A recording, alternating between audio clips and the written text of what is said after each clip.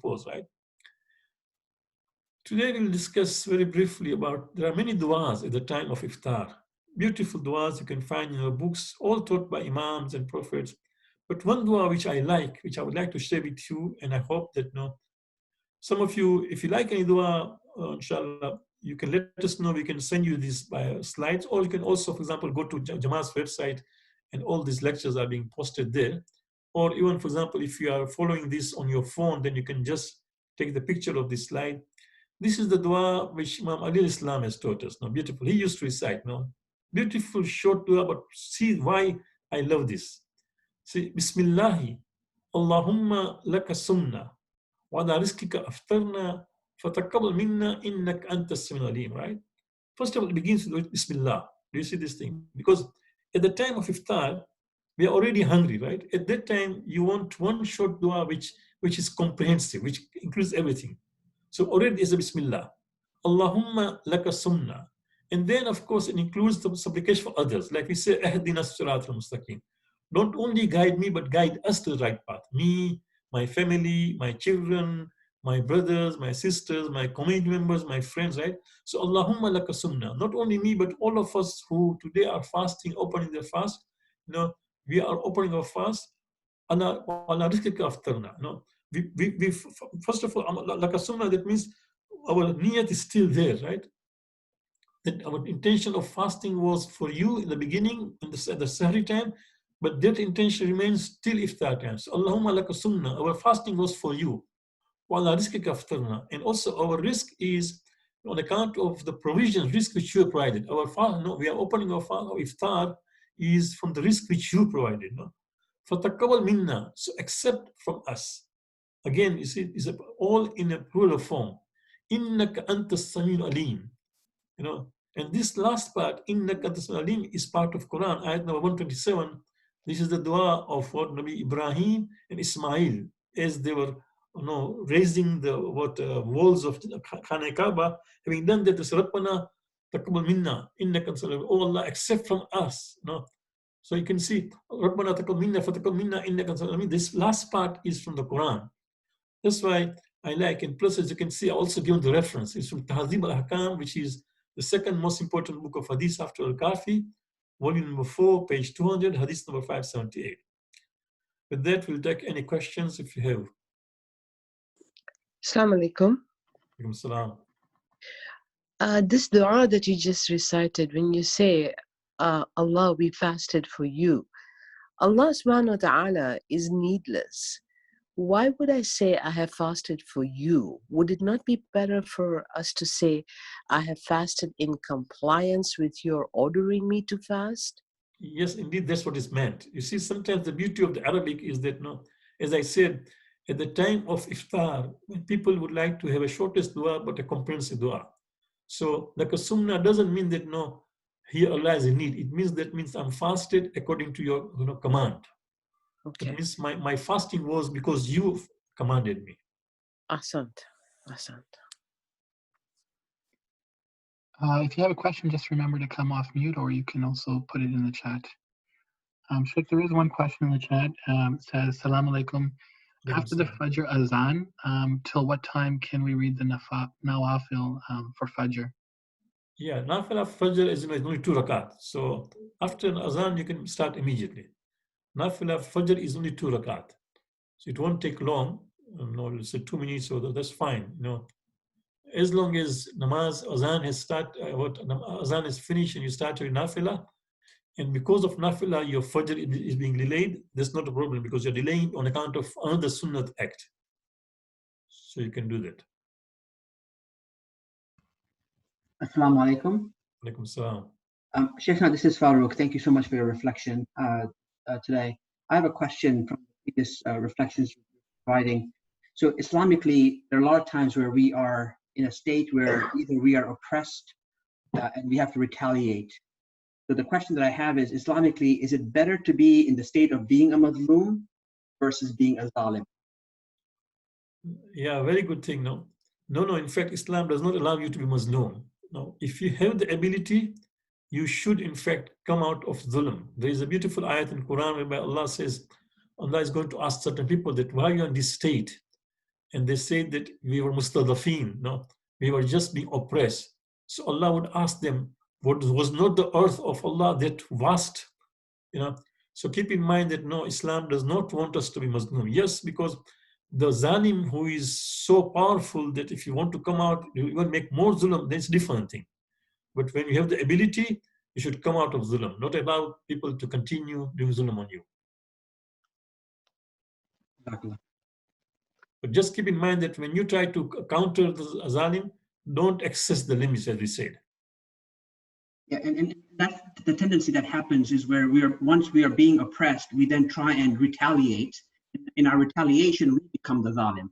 So as an individual, and so that's part of the challenge to find that balance. That is where we have a biggest challenge. That when we retaliate, we should do within the limits. No, we should not be very careful that we should not do anything. For example, just now in the political, no, they have this language that no, they say that we can do this, and this is the price we give, right? But no, we will not do that. No, we will be very careful when we retaliate.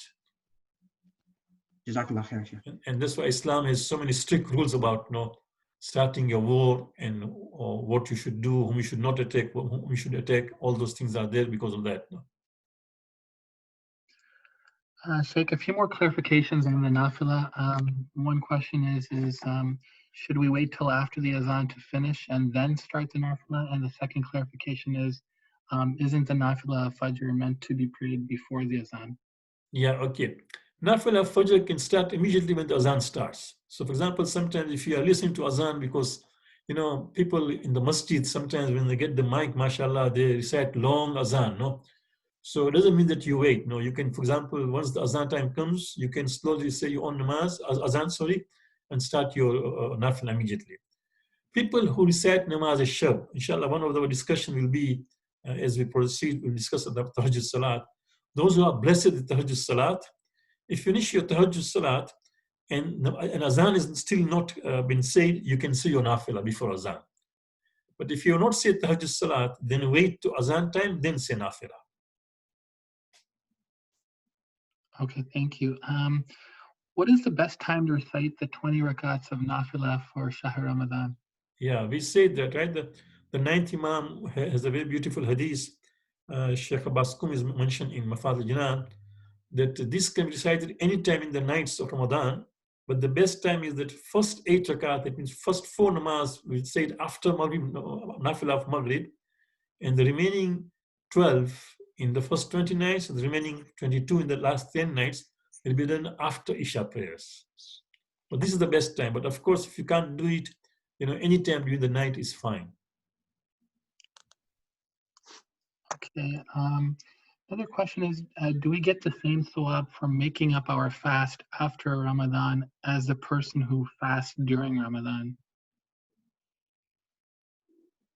No, of course, during Ramadan, you are supposed to fast. But if you cannot fast, then of course, you can make up your fast anytime during the year. But in Ramadan, you cannot fast any fast other than that of Ramadan. So I hope I understood the question. That no, because if somebody in the month of Ramadan, you cannot fast any fast except the month of fast of Ramadan. Right. Okay, and one other question is the dua that you have shown today. Why does all verses that seem revenging? I'm not sure if I understood the question correctly. No, it's for example, it's not revenging. Of course, yeah, there is the revenge. What Imam is trying to say, it comes to the same question as Bandali asked, is that Islam does not allow us to be oppressed all the time. You cannot, for example, remember I said yesterday that Ayatollah Misbah Yazdi says a very good thing, that one of the reasons that Imam is reading this kind of dua is because you want peace of mind in your life, right? You don't want, for example, that as you are doing your ibadat, as you are raising your children, as you are doing this thing, and all the time, the opponents is coming in your mind, that he always gets things against you. He always gets arguments against you, So, of course, no, don't try to be Muslim, no, not at all. We have been created, as Imam says, first Imam says, that we've been created free people, right? We have rights. So where there is ability, we are supposed to be free of those kind of people who, for example, oppose you, who people who scheme against us, people who, for example, refuse us all the time. So this is the idea. It's not that we want to vengeance, no, but keep in mind that, subhanallah, Islam has given us all kind of ability, and then we are praying to Allah that, Ya Allah, help me out of this situation, because people don't realize. You just ask somebody, for example, who is working so hard but has a mean boss or a mean employer, right? And you find that there is just never a way for him to climb the ladder. Why? It's because the person is mean. So then you want to come out of that situation, right? Other questions, anybody, please? Yes. Assalamu alaikum, Sheikh. I have a quick question to clarify. Sometimes, extended the time of tahajjud into Fajr, already a few minutes extra. Now it's Fajr time. I can still do Fajr nafila, or should I just go into Fajr namaz? No, you can still do Fajr nafila. You're you're allowed to, if somebody has started namaz, the witr, and Yes. azan time arrives, sets in, you can finish your witr namaz, although not a Yes. long witr namaz, but just finish at least the required witr namaz, even if it goes beyond azan time. And Yeah. after that, say your azan and do nafila and then do fajr. Because we are Oh. delaying fajr on account of nafila, that's fine. Okay. Okay, thank you. Thank you again for joining us. Tomorrow, as you know, inshallah, we'll start at 4:45, 4:45, because namaz time is getting earlier in Toronto. The reason is that people can know, of course, those who want to rest after, for example, Fajr prayers, they can still rest now. So inshallah, beginning tomorrow for next 10 days, our program will begin at 4:45. We request you to please remember each other in your du'as, especially in the month of Ramadan, and pray for those who are suffering on account of the virus, that may Allah free them for their difficulties. وصلي اللهم على الطاهرين اللهم صل على محمد. Hassan, thank you, Sheikh. See you all tomorrow, inshallah, at 4:45 Eastern Time. Allah Hafiz.